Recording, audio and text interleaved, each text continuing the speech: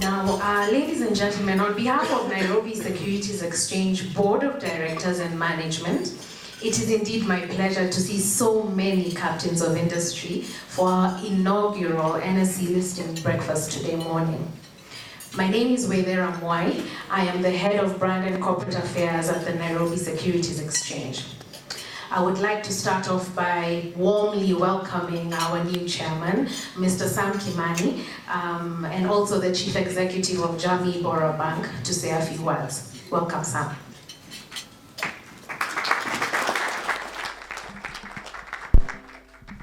Thank you, Adaira. Good morning, ladies and gentlemen. As you can see, I'm not on the program, but my CEO here, Jeff, said I have to say jambo to you. I've probably not been in a room with so many important people recently. I go for many functions with a lot of employed people, but not so many business owners. So it's a really great honor for me. A very, very distinguished, team here. Thank you, ladies and gentlemen.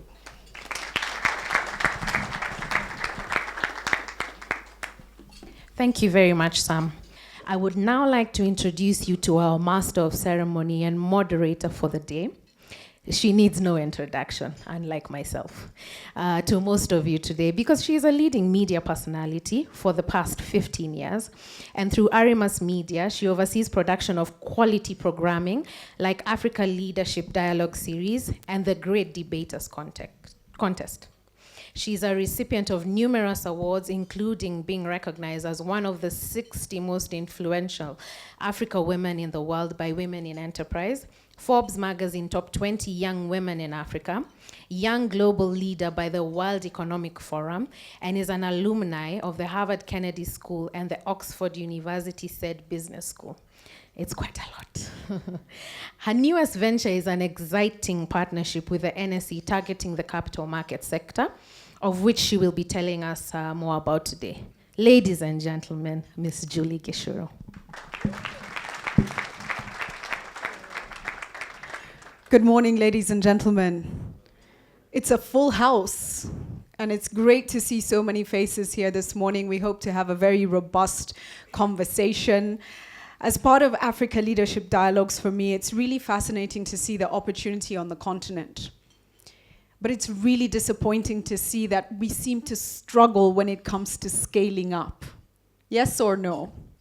We seem to resist being too ambitious, sometimes we call it, and we pull back.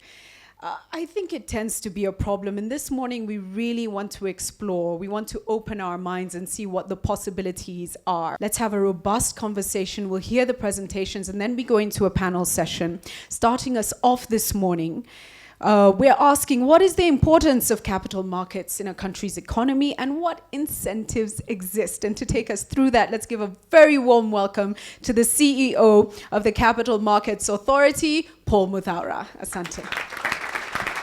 Good morning, everybody. It is a really very genuine pleasure to join you here today. This is a phenomenal turnout. I think full congratulations to the NSE team for really engaging everyone, making sure there's a full understanding of what is the genuine opportunity of coming together for an event like this to share ideas, share thinking about what's the opportunity that can come from leveraging the capital markets to drive your business. Because ultimately, sometimes we get a bit lost in when you get coverage of the capital markets. It tends to be painted as that thing for those other people. It is that product that created billionaires a few years ago, and all we're doing is tracking day to day. How have their billions grown or dropped? But what does that really mean to you as business people? working every day, trying to grow, trying to finance your businesses, and trying to understand how can you grow.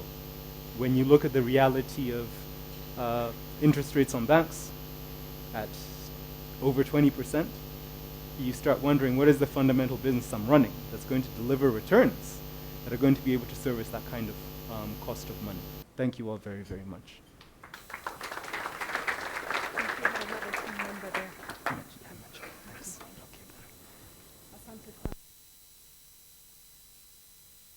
Thank you for that, Paul. Tax incentives, huh? You saw that. Corporate governance, it's key. It's key. Sometimes we don't pay attention to these things, but it's absolutely important. To give us more now on why it is critical or important or of benefit for us to list our companies, let's give a warm welcome to the CEO of the Nairobi Securities Exchange, please, Jeffrey Odundo. Thank you. We're happy to have all of you here today, and my role now will be just to build on what Paul has made here in terms of presentation, in terms of what the GEMS market has to offer. I'll be giving a bit of more insight on what the GEMS market is and how you can tap into it. But over and above that, I'll also be talking about other market segments, because probably your firm is pretty ready to scale up to the next segment, and I think it's also important for you to know exactly how we achieve that. We have actually segmented our market on real sectors, where we've got manufacturing, energy, cutting all across to investment and agriculture. So our companies sit within the real sector. And what does this do? It gives you two things. It gives you a very clear way to do a peer review of the particular companies, because they're all concentrated on one sector, and you're able to actually carry out a very top-down approach, looking at the sector and then the individual companies, and do a very key analysis of what's happening in that particular sector, and even assess the impact of what that sector has at a macro level and what it does to your business. So if you look at today, we have got the agriculture sector, and we've got companies there. We've got the manufacturing, and we've got companies there. And what we did is that we did not categorize the GEMS market as a separate segment. We revised that. So today, if you want to look at a company in manufacturing, you'll find Flametree there. It's not shown as a separate company in a different segment, which is the previous scenario we had. But today, every company in the GEM segment sits within the real sector of the exchange. So thank you once again, and I hope I didn't run my time, Julie.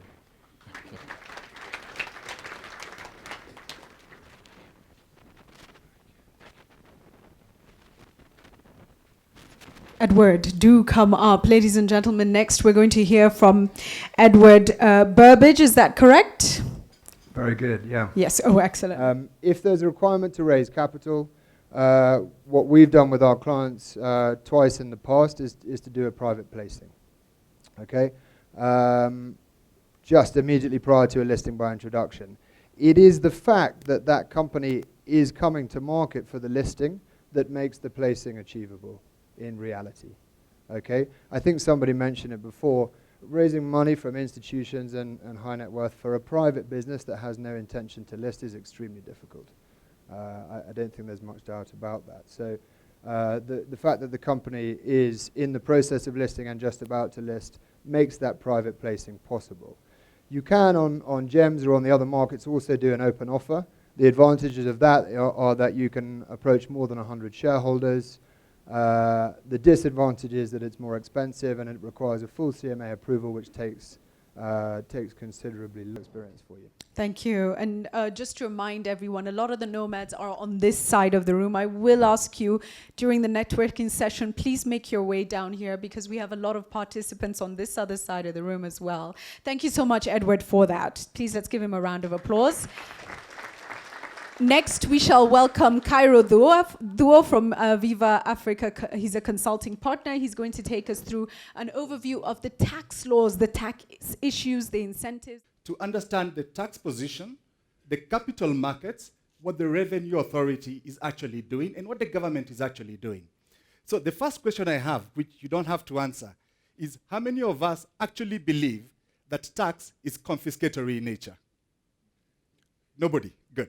So all of us believe that it's a social responsibility to actually pay the taxes. So we should never ask for They're tax not breaks. telling the truth. They're not telling the truth. Please ask the question again. And guys, we've said integrity is important. So So let's start again. Do we believe that tax is confiscatory? So that's why we always ask for tax breaks. We're actually telling them, don't take too much. Leave us with something little. Yeah? I'm not going to share at 30% and we are 10 of us and you're taking more than everybody. So having agreed that, the next thing we've got to agree that one thing you always have to do is to comply with the taxes. There's no way around it. Then we want to go through two concepts that people actually kind of like forget. One is tax evasion is illegal, and nobody can ever do it. Now, the one that everybody forgets, but the bankers and the finance people actually do understand, is that you've got anti-money laundering. And every country in the world today considers tax evasion to be money laundering. And that's bad. None of us will do it. Then we've got the next thing, which is actually tax planning. Now, many people turn around and say, we can plan the taxes. The truth is, you cannot plan your taxes, even in Kenya. Because if you ever come up with a scheme that deliberately reduces your taxes or defers them, it can be reversed. Actually, I'll stop there right now. Thank you very much. Okay. let's give him an even better round of applause. That was a really fascinating presentation. Terrible to have to cut you short, but our time is running so fast. Fred Murimi, Centum, please do come and share your perspectives on how this benefits the brand, which is really, let's get to the bones of it. That's what we really want to know. Over to you, Fred. Listing does come with several obligations, okay? So there is some pain. So I thought, let me start with the pain, then I come to the joy. So in terms of some of the pain, is that you do have to make financial disclosure. But it's not really a pain because any company now, you must produce your annual reports. The taxman will be there looking through your books, so it's not really an additional pain. And there are certain reporting obligations there as well. Any changes to capital structure, you must get approval of all your shareholders. Corporate governance is quite strict as well. There's a minimum requirement that you must have an audit committee from your board of directors. Any material information on the company must be disclosed in a timely manner within 24 hours. So there is a bit of some pain, but it's not too much more compared to any other unlisted company. Anybody who's gone to a bank for debt, one is that you asked for collateral. Number two, you are not certain what interest rate you'll be given. And number three, you don't know when you'll get the cash. Doing a bond flips the script. Because now you tell people that number one, I want your money, I will not give you security, and I want it by this time, and at this rate, including banks, and there are some banks here. And you even threaten them that if you don't give me your money by this time, unsecured, I will lock you out. So a bond really flips the script. We have 2 bonds that we've issued. And really, the reason we've been able to do this is because of that visibility that we've had over the years.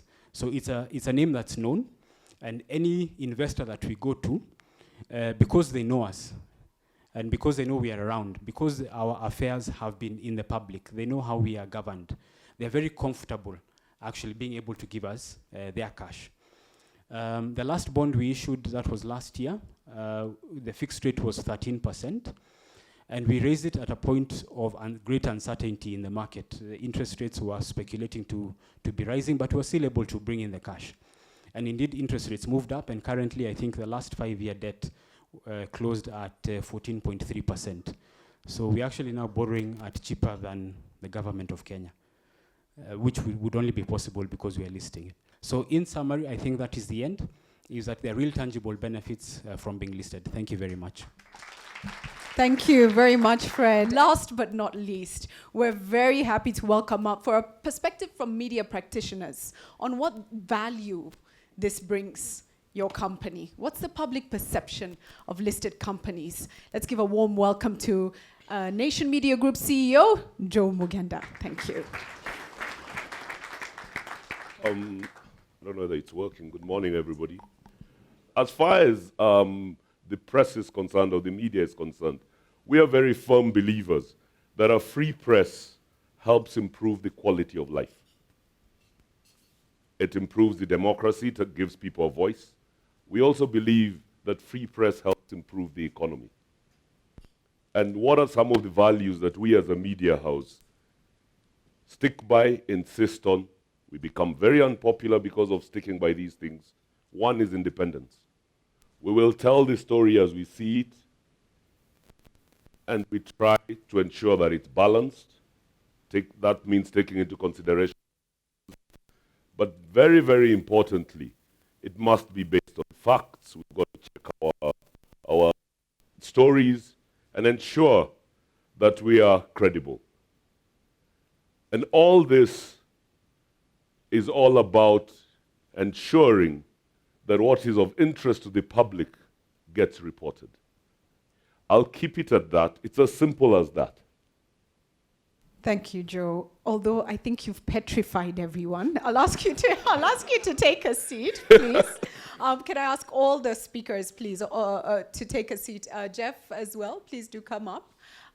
Let's try and go through a very quick panel session. In fact, I'm going to remain on the floor and go round for questions. So, Joe, I think you've petrified everyone. As everyone takes their seats, would you tell us what are the benefits of being listed in terms of perception, in terms of relationship with media? Is there, and it's really important to be held accountable. I think that's a good thing, right? However, are there other benefits aligned to the process of listing? Yes, there are. I deliberately avoided talking about them because I think the people who presented before me spoke ad nauseum about them. I think one of the things is you do have access to cheap capital. You do have the publicity that you require. We tend to be very interested in public companies. When Safaricom announces its numbers, it hits the front page. When there are mergers, it hits the front page. So you do get the publicity that you deserve. And I think there are very, very many companies in Kenya that do get the positive publicity, which I think is a huge, huge thing. And while I might sound petrifying, I think the other side of the coin is you always have the ability to actually come and talk to us about your stories. Okay. It's only the day before yesterday I had the Uchumi CEO come in to tell us about his side of the story, and we do provide those opportunities to every company that is interested. Thank you so much. Please have a seat.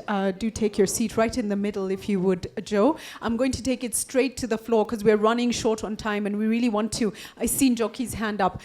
I do just want to also ask that we don't lose track of the issue that was raised on corporate governance as we go through our questions as well. Okay, good morning. My name is Joki Mwe here. I'd like to channel my question to Centum. I'm very curious to find out how your ESOP structure has two things.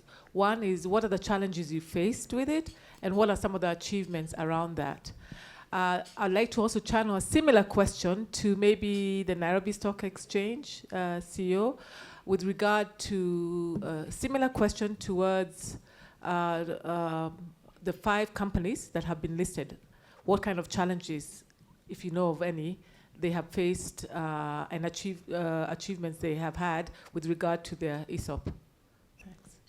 Thank you. Just before I hand it over, Joki, you introduce yourself also, please, to everybody. You were in the corporate world for a long time, working for very big names, huge companies. You then set up your own. You've heard the different presentations. Would you consider listing? Maybe I should mention I run a human resource consulting firm. I'm the managing partner. It's called Human Capital Synergies. I think one of the concerns I have is, how does listing a professional consulting firm, what are some of the challenges one would face, and what's the uptake for that vis-a-vis a manufacturing company? So for me, I don't have enough insight on that, and I'll be very, very, very curious to find out how that would work. Thank you so much. So over to you, Fred and Jeff, I think. Fred, we'll begin with you. Njoki, thank you for the question.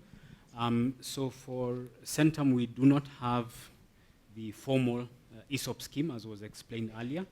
We don't have one yet.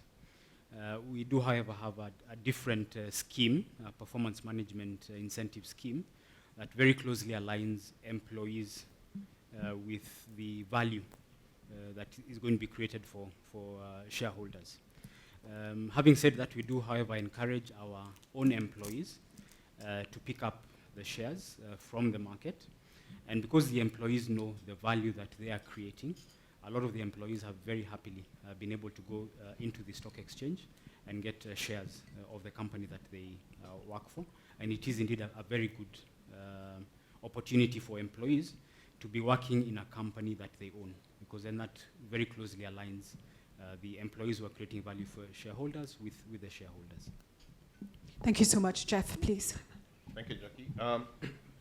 Regarding the 5 GEM companies that are listed, I'll leave that comment, especially on Claimtree, to Barbridge to comment. But ESOP schemes actually do incentivize staff. And just tying your question with the one about the human consulting firm, when we listed Scan Group, which was basically a firm that relied heavily, the assets are really the people, they were able also to couple that with an ESOP. And they were able to put in a lock-in that now could actually be valued to an extent, because you're sure that staff will be there for a couple of years. And that's really the asset of the company. And that lock-in does create some level of valuation that you're able to list the company and get investors interested in.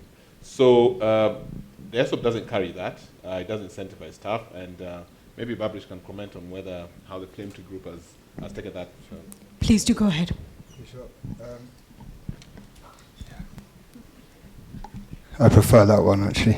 Thanks, Jeff. Yeah, of the 2 companies that we've been nominated advisor to, Flametree, they don't have one, actually. And I think the reason for that is he wants to hang on to all the shares. Which is why we only persuaded him to sell 15% at the listing as well. And given his profitability, I'm not surprised, frankly. But as Nomad, we're encouraging him to do so, and I think it's something that he'll definitely consider. And manufacturing business, is perhaps a bit different to financial services, where I personally think it's a really good idea. For the other one, they use the ESOP to such an extent that they actually pay very low salaries, even to their senior employees. Which I think is very much in the interest of everyone, including people buying the shares, because the cash isn't taken out of the business, and it incentivizes them in the same way it aligns them completely with the other shareholders. Can I just say we do have an additional panelist, and I'll give you a chance now to introduce yourself and also give some context to the whole discussion, your perspectives. So even as questions come in, people can also field some to you. My name's Kamyun Njoroge from the Capital Markets Authority. I'm representing Paul Modoro, my CEO, and I'm ready to sort of respond to issues on regulation as far as listing is concerned. Thank you. Thank you. With that, we go straight to the other end of the room, where I believe we have a question from Gulf Africa. Please, over to you. Thank you. Please stand up so we can actually see you. Thank you. My name is Abu Bakr. I'm from Gulf Power within the Gulf Energy Group. We've been in business now for 10 years, and one of the things I keep hearing is, cheap capital. But from my training, I can't reconcile how equity is cheaper than debt. So maybe someone will have to explain to me that. But my question is to Geoffrey, if here I am, I've been operating and I do my listing, then I'm exposed to a valuation to beyond what is my control. And looking at NSE and the history, like Mudachi has mentioned one entity, we know another one, what was called a blue chip, and it's been struggling for 10 years, but somehow the value is up there. How am I protected in terms of value once I list? Very interesting, Jeff. Straight to you. Wow, that's a pretty interesting question. First of all, why we say equity is cheaper? Because equity really comes at zero cost, because you're really putting in capital into the company and getting shares in exchange. The income or the cost that you call it, the cost to equity is probably the dividends you declare annually. But that again depends on how the business does. So comparing that to another source of financing, it's actually affordable, if I may use that term. Yeah, rightly put it, when you list, you're definitely open to evaluation of volatility. And that is very informative of what the business, how the business is performing. I think a lot of what you saw in the last 1 year was not necessarily that the company fundamentals or anything was wrong with those companies, especially the ones who were issuing profit warnings, but it was more about the macro environment that was prevailing then. If you're in an environment with a high interest rates, environment with high inflation, then there is a level of a shift in investor allocation from equity to fixed income, and that then creates some level of decline in terms of the valuation of the company, more from a market cap perspective. And a market cap is just really a book record. If you really have to value the company, then you look at the net asset value of that company, and you'll be able to see that that doesn't change. So the market cap just creates a perception, and should not be used as a measure to really value really how well your company is performing. It is a good parameter in that the investors are then able to be able to know the value of the shares and how they're moving. However, the real value or the intrinsic value is really reliant on other measures. Yeah. Thank you for that. Yes, question here. I'll give you mine. My name is Ben Bai from Diane Blair. I just wanted to ask my good friend, Cairo, and I know he knows that he's in trouble because he didn't answer a particular question regarding ESOP. Could you just try to elaborate really the benefits of, tax benefit of ESOP, and then particularly the point of maturity, so that people can understand why actually you go that route anyway, besides just owning the company? Hello? Yes, it's on. Thank you very much, Ben. The first fundamental benefit of ESOPs is really what it does to your employees, or what you can do with your employees by them having the ESOP. Now, from a tax point of view, there are additional advantages. The first, what we're talking about, is a clarity. At what point will I tax the employee? Now, so long as the ESOP is listed, it's very clear. It will be at the point of vesting. And the next thing that becomes very clear, if it's listed, is how will I calculate the tax? Yeah? And we know that it's actually the market price and the offer price difference. Now, if the entity is listed, the employees are going to secure their value from pretty much 2 points. One is the dividends that you actually provide, and two is a capital appreciation of the value they're actually creating. So you'll find that if I am a listed entity and I have an ESOP, and the employee 5, 6, 7 years later, and they've done, say, what Centum has done, or the examples we were shown earlier on, say, for example, Access Kenya, that was presented by Paul Mathaura, which was probably, 6, 7 times growth, that employee will walk out with that entire value without having to pay a cent to revenue. So that's a really, really significant advantage that actually sits there. I hope I've answered that. Thank you for that. Are you satisfied with that answer? Partially, okay. He'll take you on later, he said. Okay, so with that, we come to the end, and I think really it's the beginning, actually, because this was just a teaser as to what is possible for all of you. But I have two critical questions that I would like you to address as we close. The first one relates to the corporate governance issues that have come up. First of all, there's the reluctance of players to open themselves up, which in itself says something. If you're doing things right, if you're taking things step by step, there shouldn't be that reluctance. So there's something going on there that needs to be tapped into. The second thing is the concern that we have seen blue chip companies that have shocked the market in terms of their actual performance. Kenya Airways being one of them. You know, we've been talking about Uchumi this morning. What are your thoughts on how we can better manage the process around corporate governance and ensuring that the companies that we are building meet the standards that we really wish to have set on the market? And Cairo, I'll begin with you right on that end. Thanks, Julie. what I actually think is that times are really changing, and the days of making easy money and money under the table are actually gone. And competition is coming from globally. And I still believe that if the governance is right, if you're doing the right things, etc., and the playing field is being leveled by all the regulators, revenue authority, government, yeah, then some of the things that people have been doing in the past are no longer necessary. And growth can come, and it will come with stability. The next thing I actually believe is that, especially for indigenous businesses, we need to have a much longer vision. We should be looking beyond the next 2, 3, 4 generations. If we do that, then we'll have to do the right things and create stability. Thank you so much, please. If we'd pass the mic down.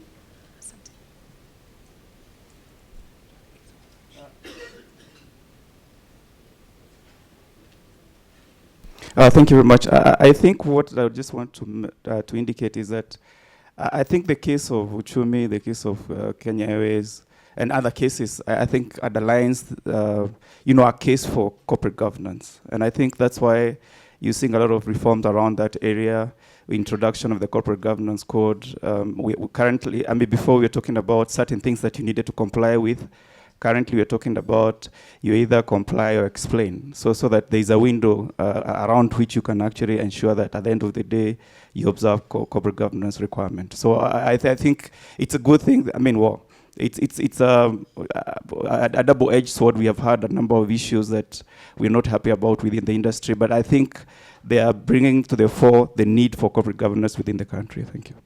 Joe, I think you've spoken on this already, but please add more perspective as a company that actually has some very core structures in place, and you yourself are subject to a lot of a very high standard of corporate governance. What would your comment be? I think there are two things, and I think we should not confuse corporate governance with bad business management.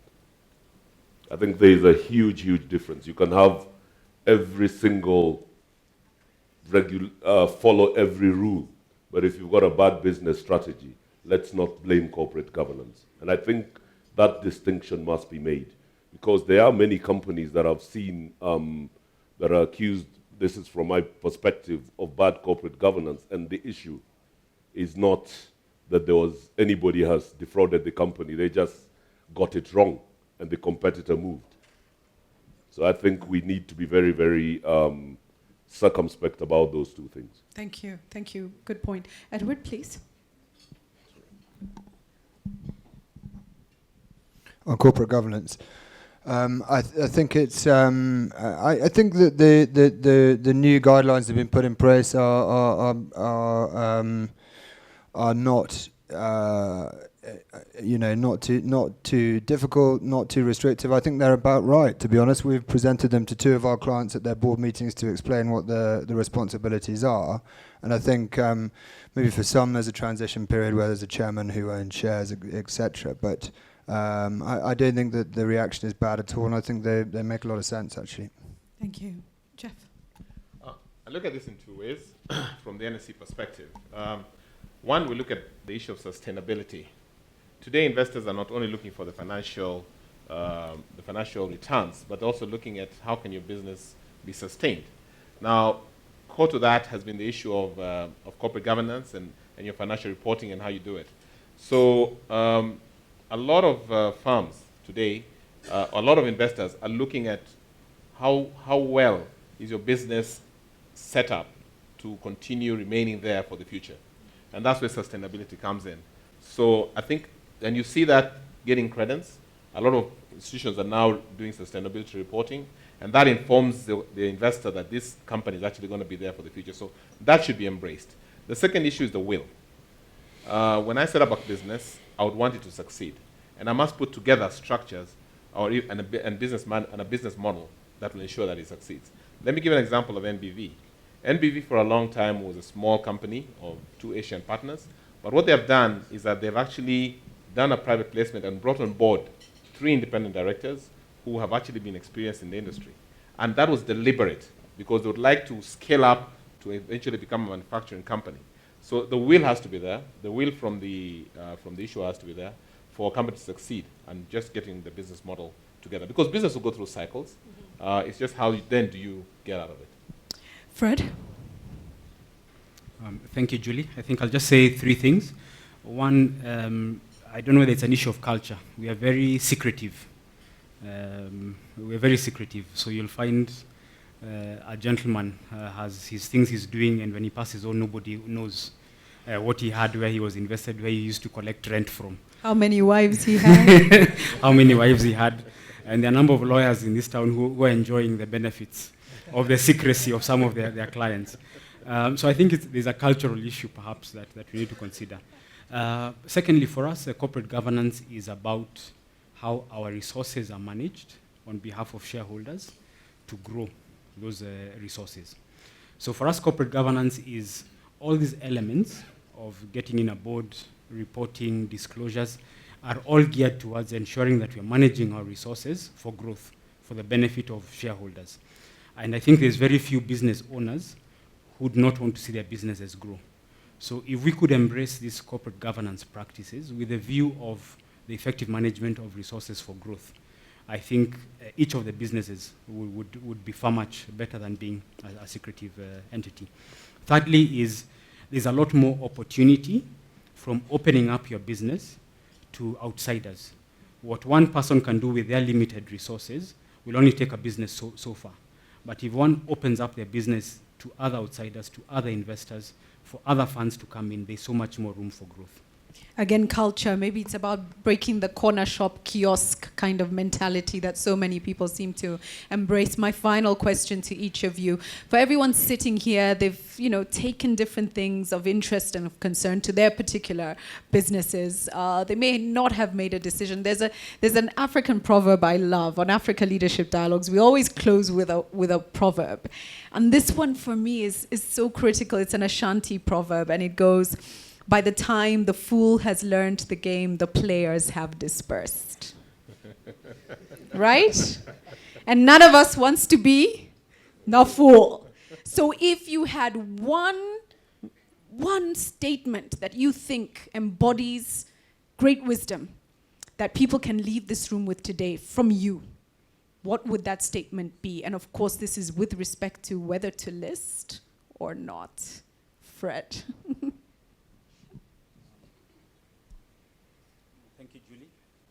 Thank you, Julie. I think I will, my one statement will also be a proverb, which I think has been said many times.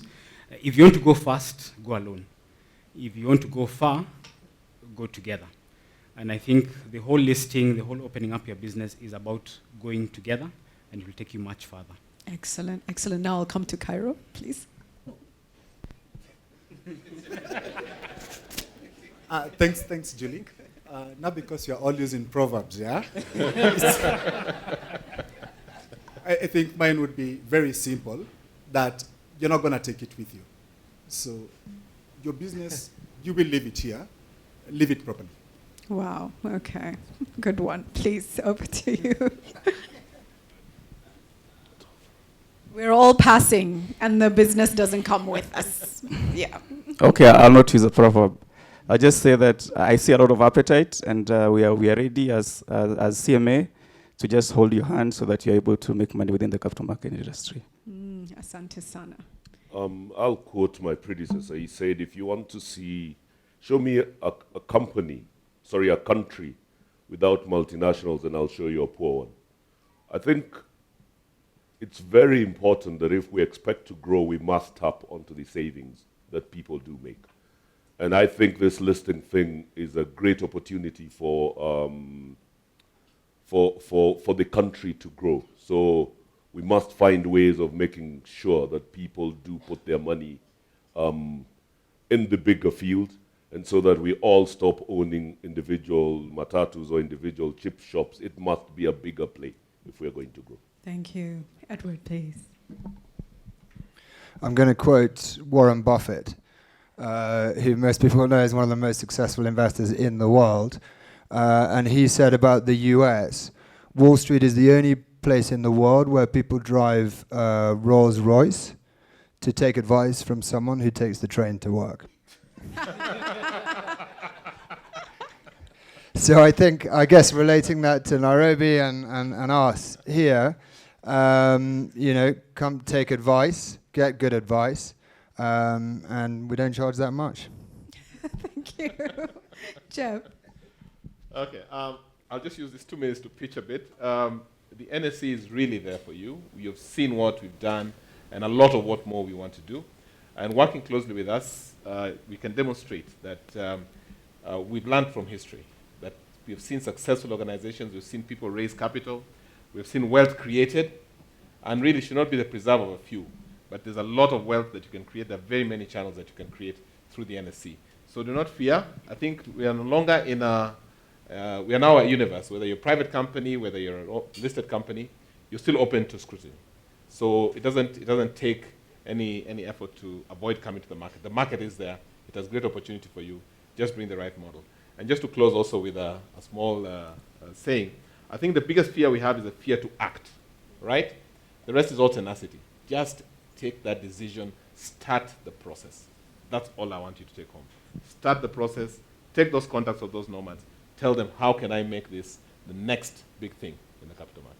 Thank you so much, Jeff. We're winding up, and this is your morning, really. And I see Leonard had said to me, I have just one really last pressing. Please, if you can make it 30 seconds. I think as I listen to all of you and Cairo, who I interact with a lot, and Burbage Capital, NSE, I think the challenge is one of communication. The thresholds you've highlighted are very low, but your communication is very high level. I think as NSE at the top, 10 million shillings to list, it needs to trickle down beyond this room because it's a very high level discussion. How do I appreciate as an entrepreneur that tax services, legal services, who will stitch all that together in a format, whether it's social media, whether it's websites. I perused your website, NSE, before I asked this question, just to ensure that what I'm saying is factual.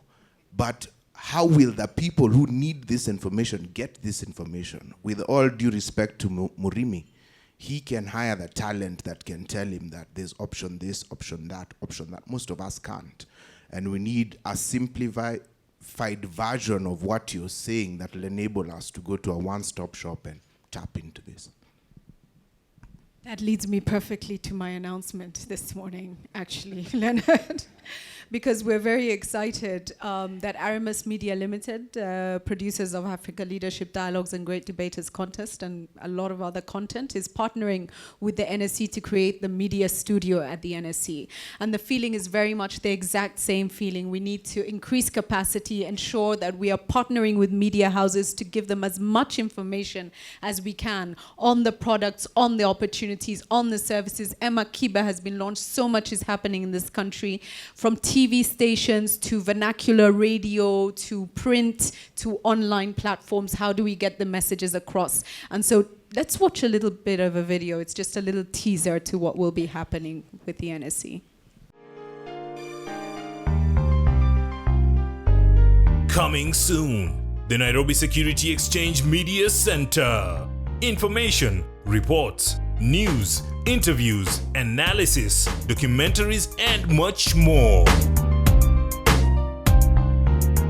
Tell your business story. Get your journey, your growth, potential, and opportunity to the market. Coming to the Securities Exchange opens up avenues for you, for one, for capital raising, for two, for visibility onto the market, and for just general appreciation of good corporate governance that the organization tends to provide. Kenya has a story, Africa has a story to tell, and we as the exchange feel that we are well placed as one of the leading drivers and enablers of this economy to tell that story. We want to be able to package information in a way that is palatable to the citizenry, to the investing public, to the citizens at large. Opportunity I see for businesses that list on the GEM segment of the market is that they are able to raise their profile in the market, creating visibility for themselves and their products. We see potential, we see possibilities. The Nairobi Securities Exchange Media Center, leading the way. A round of applause to our panel. 5 listed since 2013. We hope to see that escalated exponentially. Asanteni sana. God bless you. Have a great day. Thank you.